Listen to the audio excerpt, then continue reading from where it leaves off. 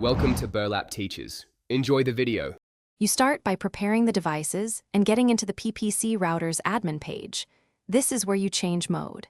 Connect your laptop by Ethernet and log into the router using the admin credentials.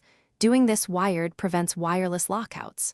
Once logged in, check firmware and note the router's LAN IP so it won't clash with the main router. Make sure you have the primary Wi-Fi SSID and password at hand. You'll reuse them or create a matching network for seamless roaming. You now switch the PPC router into the appropriate extender role, repeater, bridge, or access point, depending on its firmware. This changes how it handles addresses and routing. Once chosen, enter the main Wi-Fi SSID and password, or create the extender SSID. Match security settings like WPA2 for compatibility. Make sure the wireless channel is set deliberately to avoid interference. Then, disable DHCP on the PPC if you want one subnet, and assign a static LAN IP that won't collide. Finally, save your configuration and reboot the PPC router so changes take effect.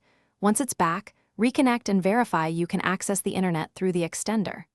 Walk through the coverage area to test signal strength and client roaming, and tweak placement if needed. If something fails, check for IP conflicts, ensure DHCP was disabled or set correctly, update firmware, and confirm SSID/password match.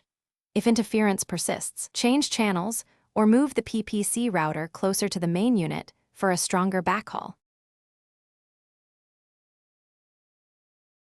Thanks for watching. Consider subscribing if this video helped you.